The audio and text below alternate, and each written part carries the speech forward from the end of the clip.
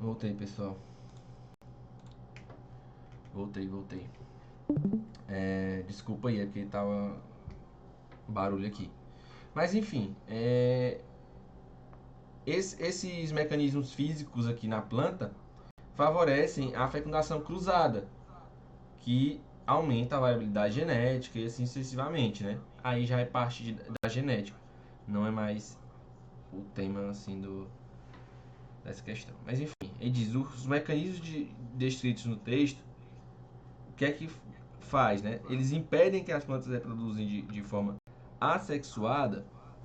Não, né? Não tem a ver com reprodução sexuada ou assexuada e não impede, né? É, garantem que as sementes sejam mais diversificadas geneticamente, com certeza, né? É, por quê? Porque aumenta a variabilidade genética, né? É o que eu falei, garante uma polinização cruzada. Favorece, no caso, a polinização cruzada, né? Eu posso induzir uma autofecundação. Mas é exatamente isso, tá?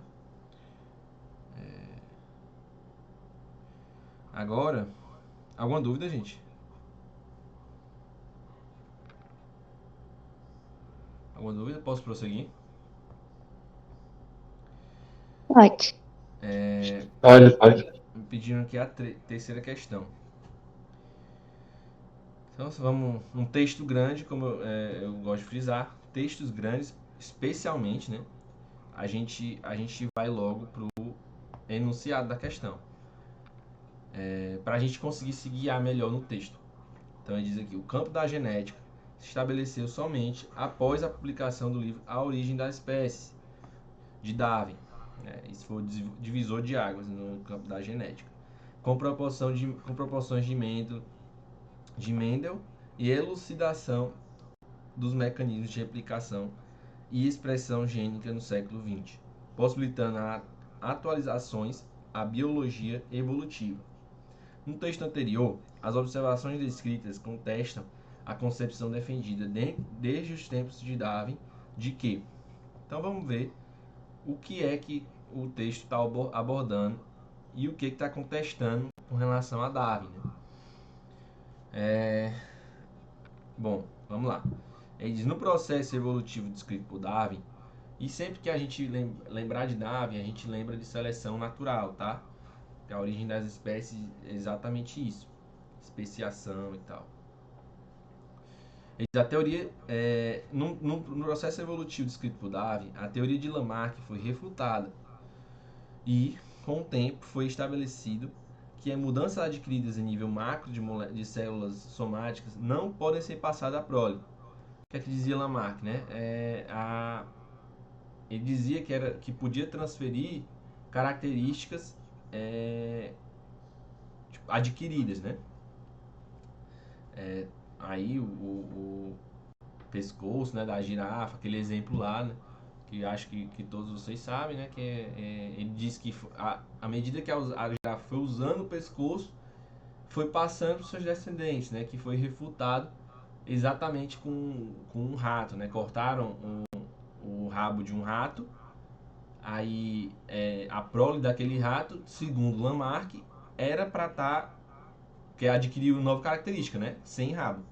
Então a prole dele deveria ter 100% sem um rabo, ou por exemplo, pelo menos uma grande parte sem um rabo.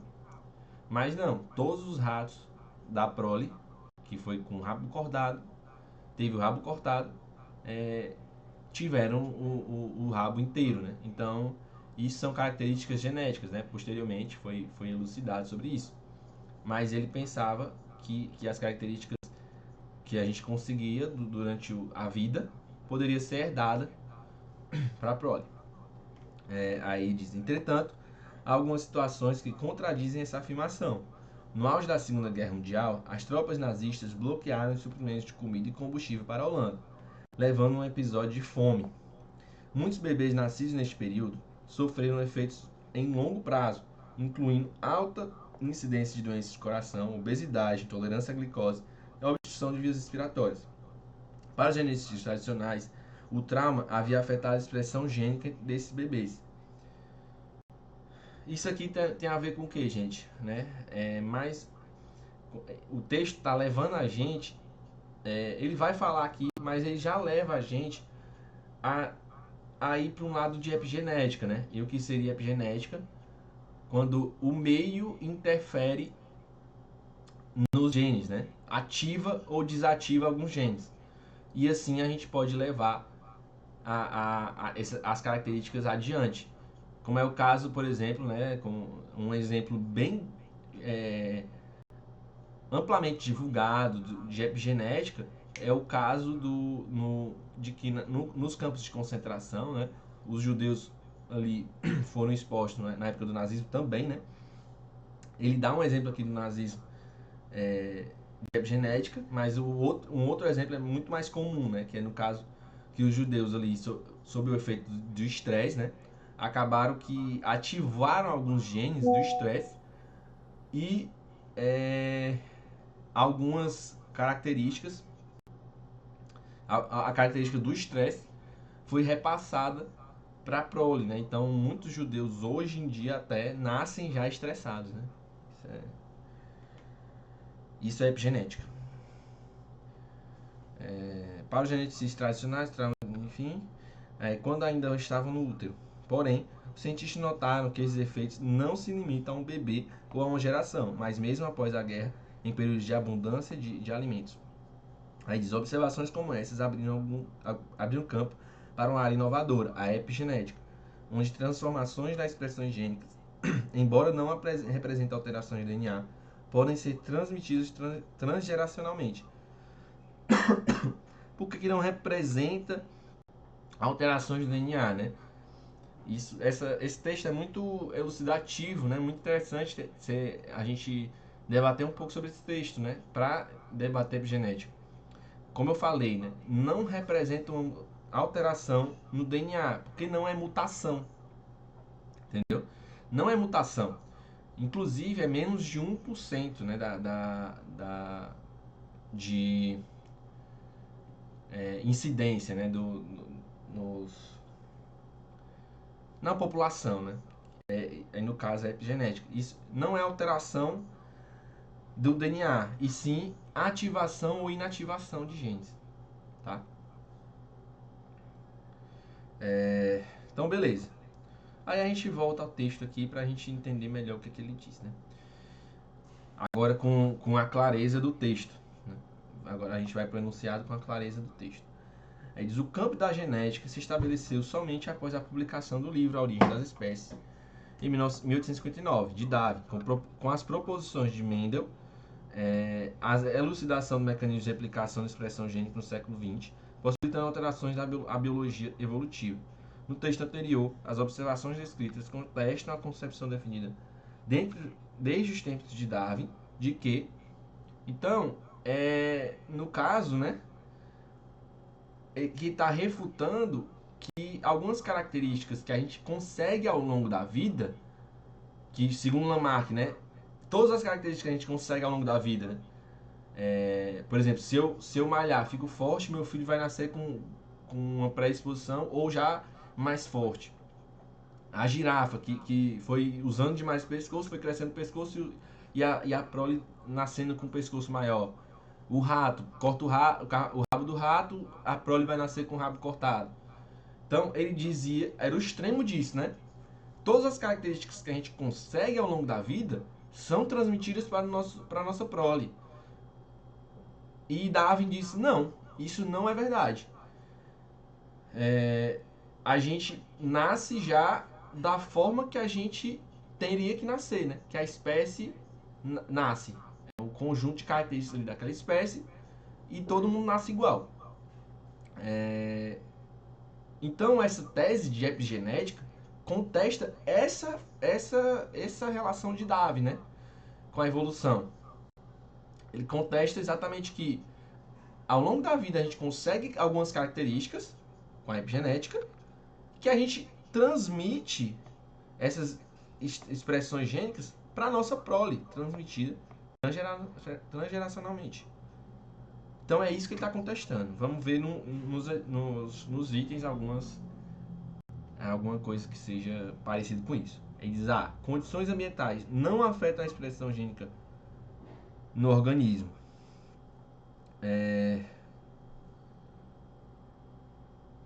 De que condições ambientais não afetam a expressão gênica no organismo. Pode até ser, né? A gente guarda, né? Vamos guardar. Alterações do DNA de células somáticas não têm efeito hereditário. Isso aqui não tem a ver, né, com o que o texto está propondo. Aí diz, mutações podem ser induzidas para adaptação do organismo ao ambiente.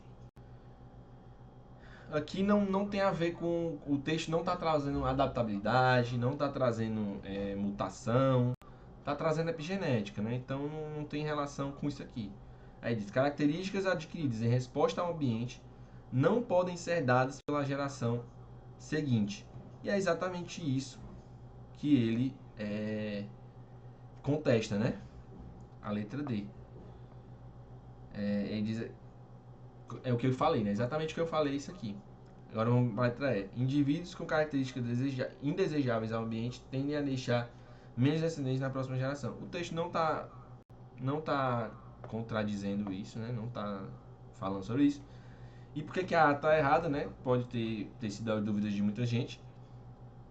É que ele não está...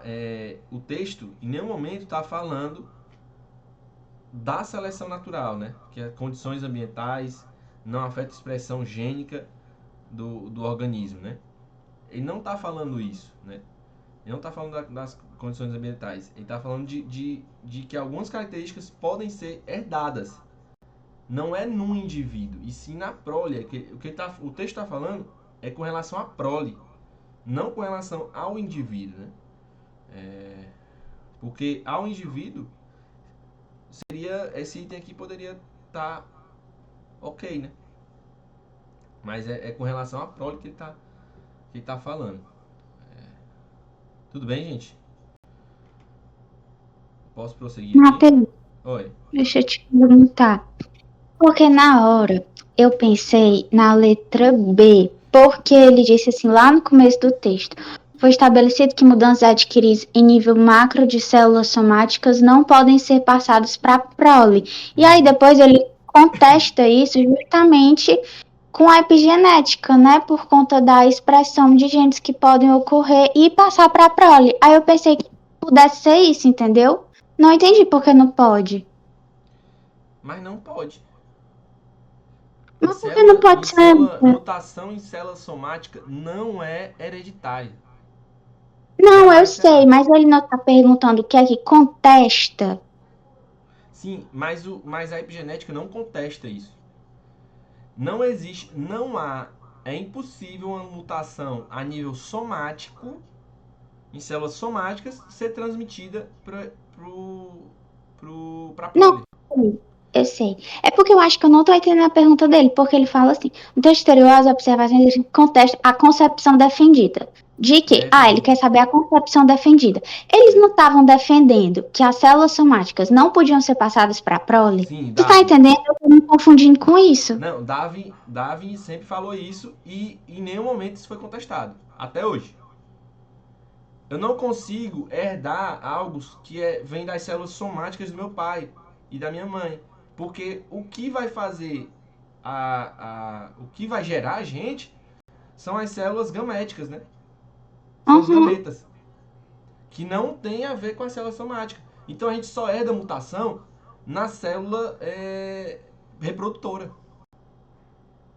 Entendeu? Tá, é porque em nenhum momento foi contestado, o texto né? contestou esse ponto do Darwin. Porque se eu tenho mutação em células somáticas, eu não consigo transmitir para minha prole, porque a mutação tem que existir nos gametas. Entendi agora. Entendi. Obrigada. Porque, enfim, eu acho que deu pra falar, né? Assim, vamos lá. Item 4. Questão 4. Mais alguma dúvida, gente, na questão 3? Posso prosseguir, né? Questão 4 aqui. Ele diz, né? A situação descrita no texto ocorre devido a um fenômeno físico ondulatório denominado. Beleza, ele diz aqui: as micro-ondas têm alta capacidade de penetração na comida, que possibilita o cozimento por dentro e não a partir da superfície, como ocorre em fornos convencionais. Além disso, não fazem vibrar as moléculas de vidro ou plástico que não aquecem o interior do forno. Gente, o micro-ondas, quando ele foi descoberto,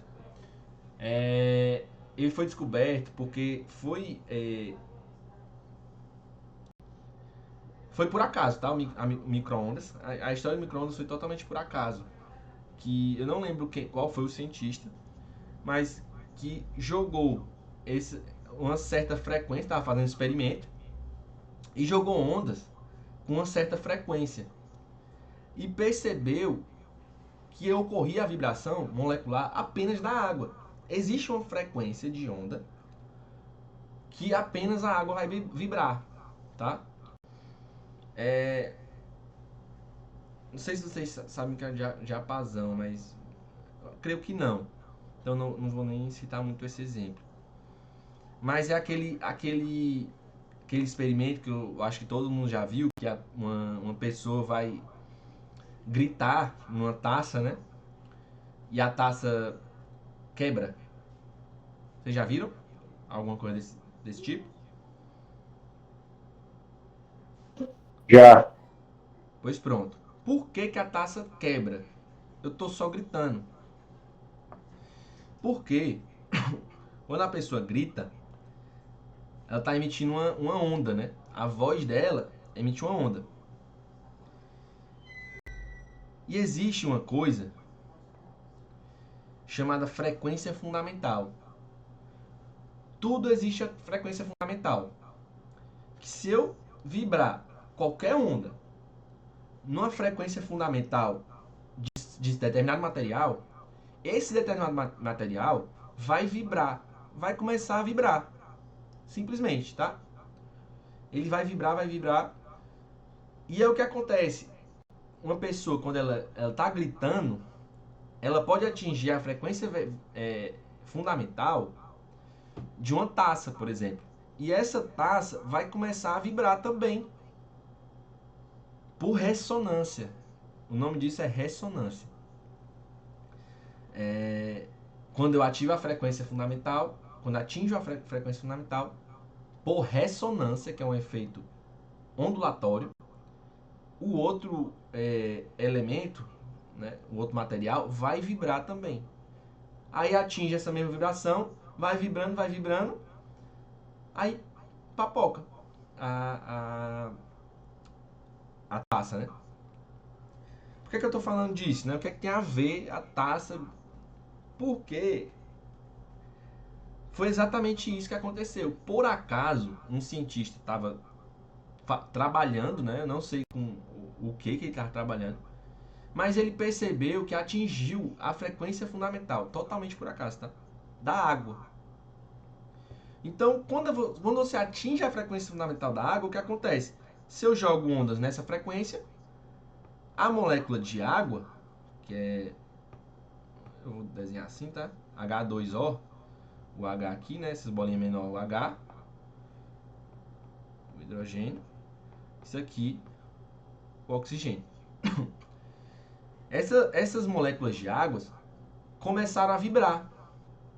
Vibraram. E energia cinética, né? Quando você está vibrando, você está aumentando a energia cinética. E se você está aumentando a energia cinética, né? Você aumenta a colisão entre as moléculas e essa energia cinética, ela se dissipa em forma de calor. Então, a água, a partir da vibração da água, das moléculas de água, por isso ocorre internamente, né? Que o texto fala. O alimento, ele é esquentado por energia cinética. A energia cinética na interação entre as moléculas de água faz com que o alimento seja esquentado, entendeu? Então, o processo que ocorre no micro-ondas para aquecimento dos alimentos é o processo de ressonância, entendeu?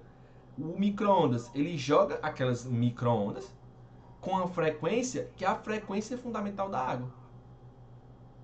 E essa frequência fundamental da água faz as moléculas de água vibrar, tá? Então, por isso que a resolução dessa questão ele traz. Tá?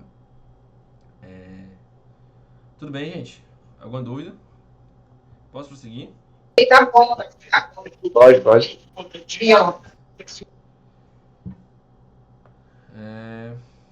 Vamos para essa questão número 5. As questões de cálculo eu deixei logo aqui feitas, tá? Os cálculos para a gente poupar tempo mesmo e conseguir fazer tudo, porque tem muita questão aqui. Nem sei se eu vou conseguir fazer tudo. Com relação à configuração anterior de 6 lâmpadas, o consumo de energia elétrica após a reforma é. Então vamos lá. Gente, potência é energia, tá? Sempre lembrar disso. Potência é energia. Porque é uma energia em um determinado tempo. Mas Vamos lá. O sistema de iluminação de um consultório médico é composto por 6 lâmpadas idênticas. O esquema do circuito elétrico desse sistema está representado a seguir. Então, beleza. Ele diz que aqui, essa tensão, 220 volts, entre o ponto A e o ponto B, né? É de 220 volts, né? Aí ele bota essas lâmpadas aqui em paralelo. 3 lâmpadas em série e paralelo, né? As 3. Então a resistência é uma só, né? Tem R aqui, tem R aqui, tem R aqui. Ou seja, a resistência equivalente aqui, 3R, né? Que está em série. Essa daqui que está em série também, 3R. Então, a equivalente, né? Se aqui é 3R e aqui é 3R também, a equivalente dela em paralelo é o quê? Se eu tenho o R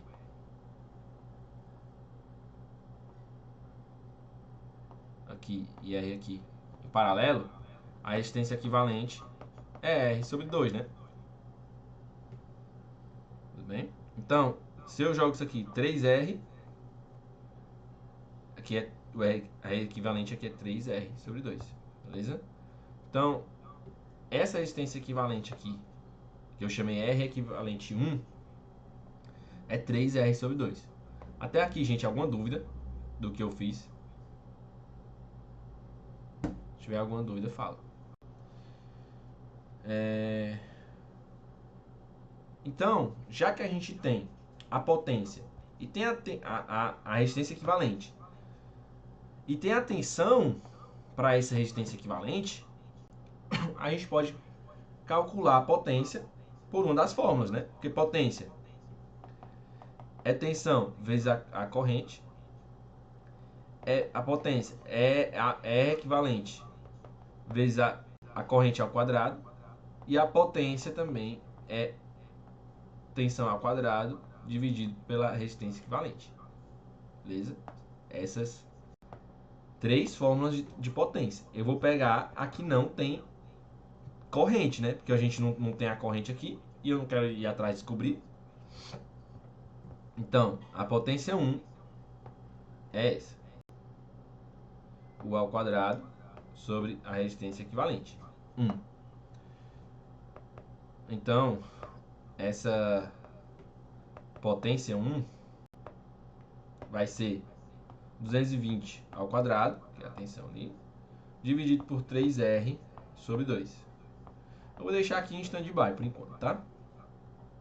O que ele diz aqui foi feito um reajuste. Ele diz, ao ser feita uma reforma no consultório, foram colocadas mais 3 lâmpadas idênticas às outras para melhorar a iluminação, ficando o circuito com a seguinte configuração. Então ele só colocou mais um de 3R aqui. E da mesma forma, né, se eu tenho, só fazendo um exemplo aqui, R aqui e R aqui, o R equivalente é igual a R dividido por 3. Né? Porque os R aqui tudo igual, eu só divido por N, né? Porque se tem aqui, é a fórmula. Tem N R's aqui, né? Tem N. A resistência equivalente é R sobre N. Então, isso aqui só para explicar. Então, nesse caso, né? Cada um aqui, cada blocozinho desse é 3R. Que é 3R. E aqui é 3R. Então, em vez desse R, né? A gente só substitui. Aqui é 3R, aqui é 3R e aqui é 3R. Então, vai ficar 3R sobre 3, que é igual a R. Então, resistência equivalente é essa. R. Que é a resistência em uma só lâmpada, né? Esse monte de lâmpada aqui é equivalente a só uma lâmpada. A resistência. Então, beleza. Então, qual é a potência? Chamar de P2 é U ao quadrado sobre R equivalente. E o U continua sendo 220. Aqui. Então, fica 220 ao quadrado dividido por R, que é a resistência equivalente. Então, beleza. E o que é que ele quer? Ele diz, após a reforma, as lâmpadas ficam ligadas pelo mesmo tempo diário que ficavam anteriormente. Então, é importante isso aqui. Ó. Mesmo tempo. Porque se é pelo mesmo tempo, a energia vai ser diretamente proporcional à potência. Não vou precisar calcular a energia porque é potência vezes tempo. Então, com relação à configuração anterior, de 6 lâmpadas, o consumo de energia elétrica após a reforma é... Então, ele quer saber com relação ao consumo de energia. Então, a energia 2 sobre a energia 1 é igual a potência 1, 2, né? Vezes o ΔT 2 dividido por P1 vezes ΔT1. Como esses ΔT são iguais, a gente corta. Então vai ficar P2 dividido por P1. É igual. Aí agora sim, 220 ao quadrado dividido por R dividido por isso aqui, né? 220 ao quadrado de 3R sobre 2. Dividido por 3R sobre 2. Isso aqui vai ser igual a 220 ao quadrado dividido por R dividido por 220 ao quadrado vezes o inverso da segunda, é 2 sobre 3R. Então é a mesma coisa aqui, né? 220 ao quadrado sobre R vezes o inverso da segunda, que é 3R, dividido por 220 ao quadrado vezes 2. Então 220 ao quadrado corta aqui, o R corta com aqui. Então P2, ou E2 sobre E1, que é a energia, vai ser igual a 3 sobre 2, que é igual a 1,5. Então, nesse caso, é 50% maior, né? 1,5. Então, nesse caso aqui é 50% maior, a letra D. Resposta. Alguma pergunta, gente? Posso prosseguir tranquilamente, sabendo que vocês entenderam? Sim. Então, vamos lá. Que é o seguinte. O que ele quer aqui? Para que a corrente elétrica, enunciado sempre, induzida na bobina, esteja no sentido inverso da produzida na tentativa anterior, ele deve mover o ímã com velocidade de módulo V para... Então, é o seguinte, ó. Isso aqui só enchendo linguiça, né? Porque é só para entender o que é LED, né? O LED, ele só funciona em uma direção, se a corrente for em uma direção, tá? Ele não funciona das duas direções. Basicamente o texto vai dizer isso. Porque é um diodo, né? E o diodo, ele necessita dessa corrente unidirecional. Que é diodo, LED, o nome LED é diodo emissor de luz. Tá? É no inglês. Então, aí ele faz toda essa introdução para dizer, basicamente, que ele solta um ímã nessa direção, com velocidade v, e a bobina nessa direção, com velocidade v também. E quando a gente tem isso, né, a gente gera, pela lei de Lenz, um fluxo, né, magnético, que gera uma corrente. Né, gera o campo, tem um campo magnético, gera o fluxo, campo magnético variável, gera um fluxo e que gera uma corrente, né? E é só isso aqui é a aplicação apenas da regra da mão direita, tá? Ele diz que esse ímã passou por aqui, tá uma velocidade, o ímã veio para cá. E ele diz que a corrente veio para cá. Nesse sentido, né? Porque tá aqui, a corrente, pela regra da mão direita, a corrente faz isso, tá? Vocês sabem a regra da mão direita? Vocês querem que eu explique mais ou menos a regra da mão direita? Relembrar rapidinho, por favor.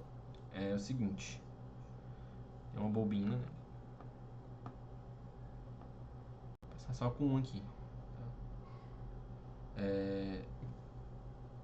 Passa um campo magnético entre ela. Nessa direção. Então, o campo magnético, é o nosso polegar. Tá? É o nosso polegar. E é com a direita. Se ele está indo para a direita, nesse caso, né, a corrente são os 4 dedos aqui, tá? Os nossos 4 dedos. Eu vou aqui, para facilitar, eu vou fazer pro outro lado aqui, para explicar melhor para vocês, porque ele tá para mim. Pronto, tá aqui para a esquerda, tá passando um campo magnético na bobina, tá? Passa o campo magnético, o dedão é o campo magnético. Os 4 dedos, faz só isso, ó. Faz só isso. Então, os 4 dedos é a corrente.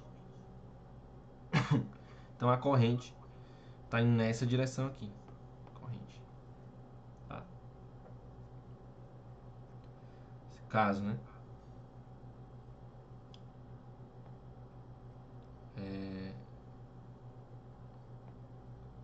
Sempre vai do norte pro sul. As linhas as linhas magnéticas aqui. Então, nesse caso, vai formar aqui assim, né?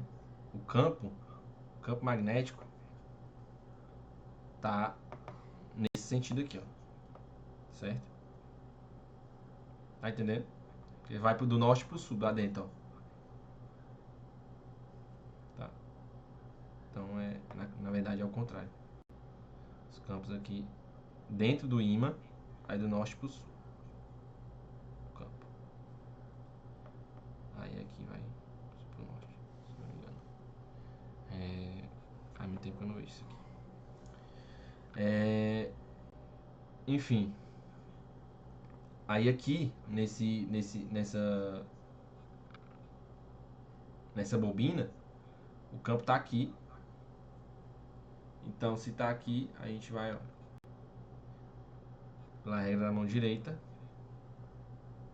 a corrente aqui, nesse sentido. Ele vai fazer isso.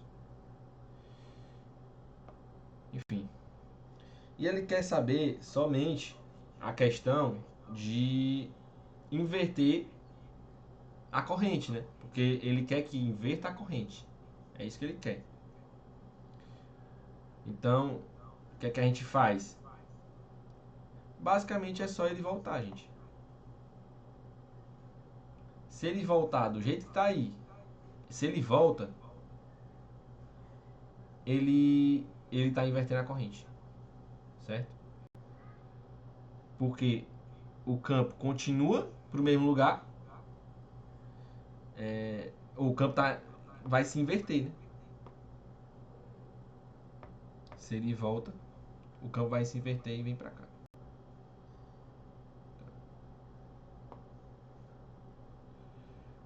Então,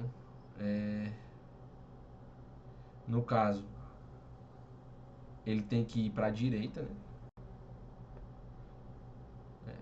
O que tem na verdade, o que é que ele quer que se mova, né? O ímã com velocidade de módulo V para. Então, o ímã tem que ir para a direita, né? O ímã indo para a direita, sem inverter a polaridade, e a bobina para a esquerda, né? Só inverter o que está acontecendo. Se inverte o que está acontecendo, dá certo, tá? Beleza. Eu não posso inverter a polaridade, porque senão vou inverter não vai fazer nenhum sentido, porque vai ficar a mesma coisa, tá? Se eu inverter a polaridade do ímã e inverter a direção para onde ele está indo. Aí fica a mesma coisa. Vamos seguir aqui para 7, senão a gente não dá tempo de responder tudo. Aqui, eu deixei até um esquemazinho aqui para entender a ordem de acidez, né, das funções orgânicas, né? Primeiramente é o ácido carboxílico, segundo é o ácido sulfônico, terceiro é o enol. Aí tem algumas coisas, por exemplo, o álcool tem um caráter levemente ácido, né, porque tem o OH, mas essas são as três melhores, as três com maiores características ácidas, tá? E é basicamente isso que ele fala. Ele diz aqui: o caráter ácido e a ação redutora da vitamina C são atribuídos à função orgânica.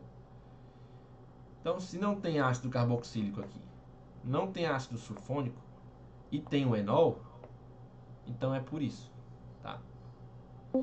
Mas o álcool também dá a característica ácida, levemente ácida, muito, muito, muito leve. Porque isso aqui já é leve, né? Já tem uma acidez bem moderada, o enol, muito moderada. Fraca, na verdade, né? Muito fraca. O álcool é muito baixo mesmo, tá? Então, aí, a gente procura sempre ácido carboxílico, que dá acidez. Se não tiver ácido carboxílico, ácido sulfônico, dá acidez. Se não tiver ácido sulfônico, o enol, dá acidez. Se não tiver enol, aí a gente procura o H. Como aqui tem o enol, tá? Porque essa dupla ligação aqui, ela causa uma maior... faz com que o H aqui seja liberado um pouco mais facilmente do que esse H aqui, tá? Isso aqui causa uma leve acidez maior. Então a letra C é essa, tá? Ei, Matheus, Oi. nesse caso eu sei que não tem aí, mas, por exemplo, o fenol, ele é menor ainda que o enol? O fenol, É, ele é menor. menor que o enol, né? Se eu não me engano, ele é menor que o que o álcool também, tá? Se eu não me Aí engano. é. Só pesquisar aqui que agora eu...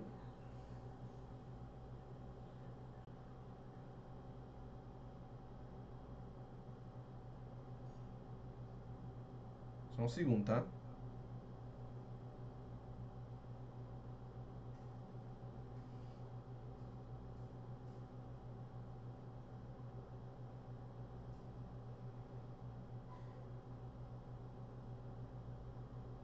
É menor que o...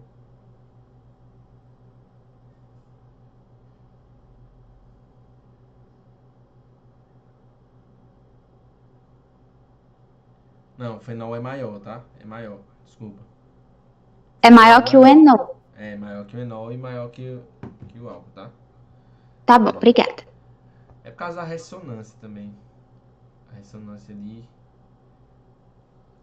Acho que creio que seja por isso, tá?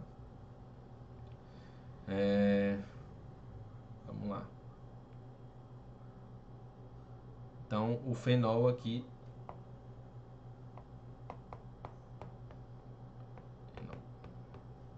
Obrigado, viu, por adicionar aí.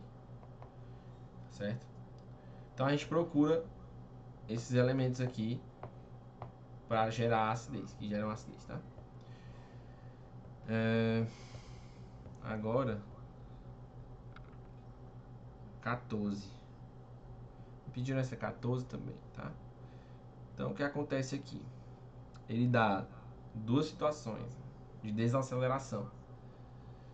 Ele diz que desacelerações são constantes. Nos testes realizados com e sem freio ABS, qual é aproximadamente a razão entre os módulos das forças de atrito F1 de um carro que utiliza freios ABS e F2 do mesmo carro com freios sem os freios ABS?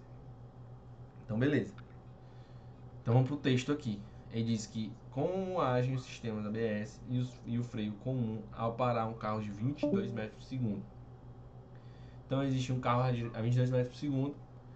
Aí ele dá a situação com freio ABS e sem o freio ABS. Ele diz, né? Quando freamos, conseguimos parar o carro normalmente, ocorre um atrito estático entre os pneus da pista. Esse atrito é maior que o cinético, que rola quando as rodas travam e fream bruscamente. Assim, o carro para depois de percorrer 45 metros. Então, a primeira situação, ele percorre 45 metros e com o freio ABS, né, ele para o carro em 32 metros depois da freada. Então, a gente usa o Torricelli, né, a gente achar as acelerações, porque a gente quer a força de atrito, né, razões entre as forças.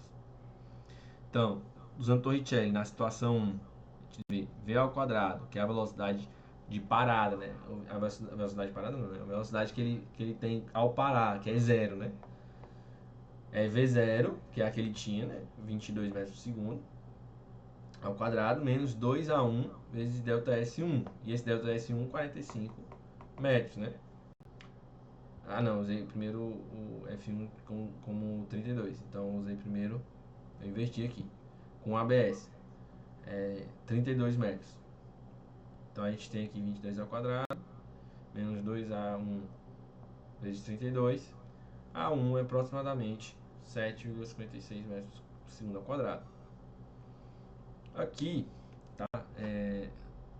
Eu acho melhor não fazer essa conta na prova. Não faz essa conta, porque a gente tem o 22 ali, né? 22 metros ao quadrado, 22 ao quadrado.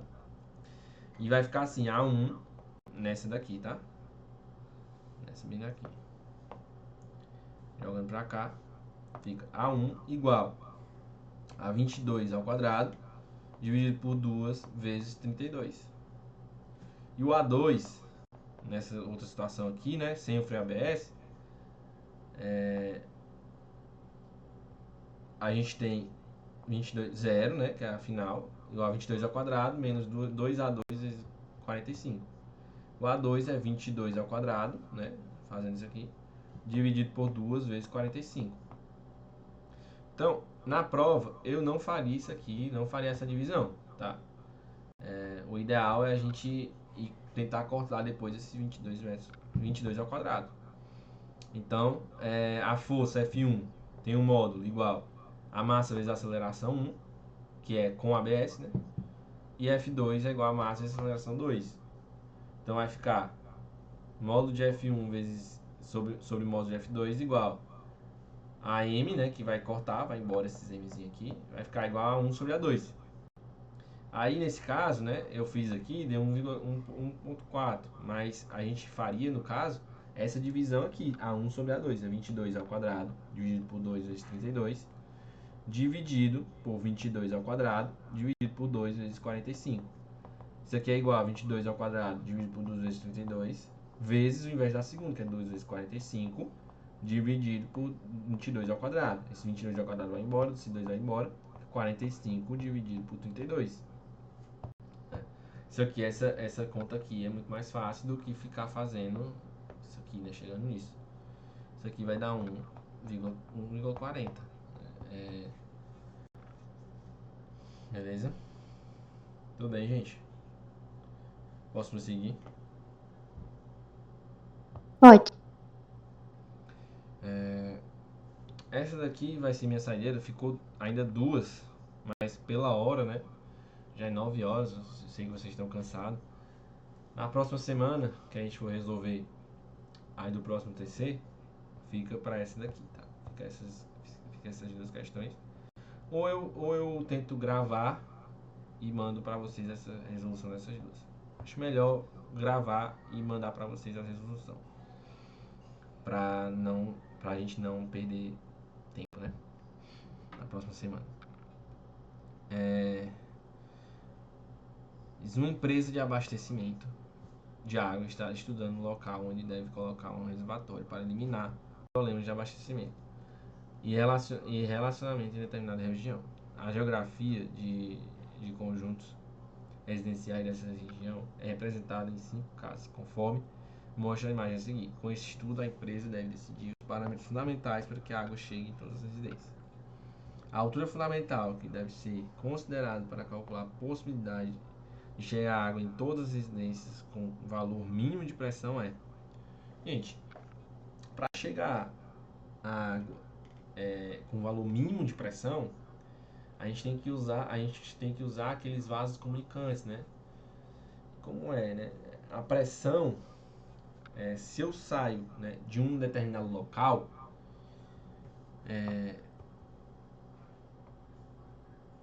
por exemplo, né?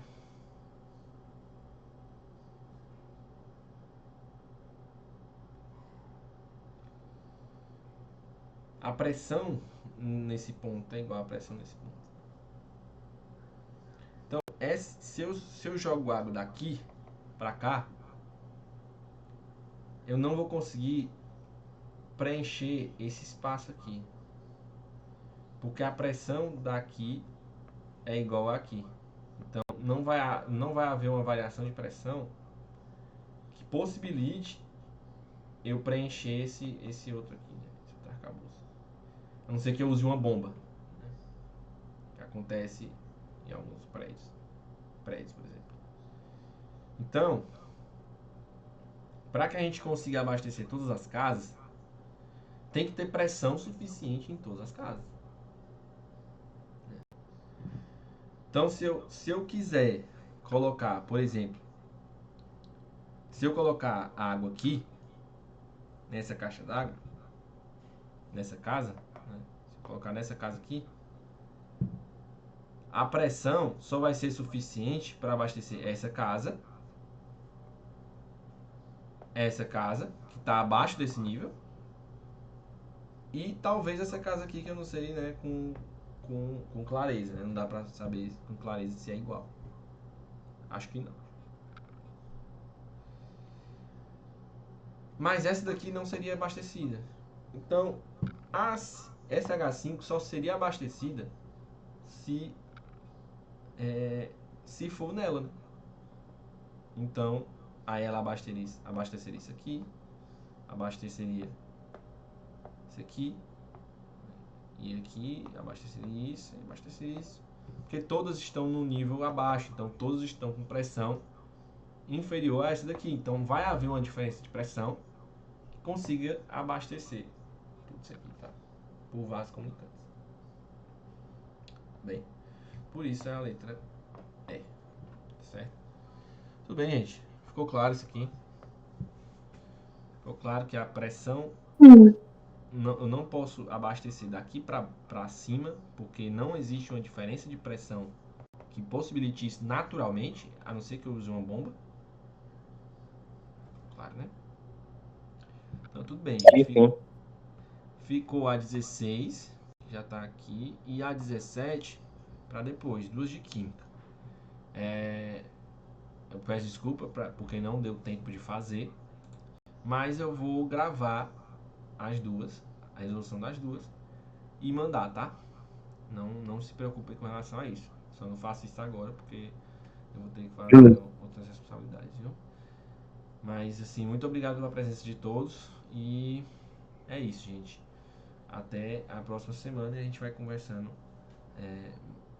melhor no grupo e tal. Tchau, tchau, viu, gente?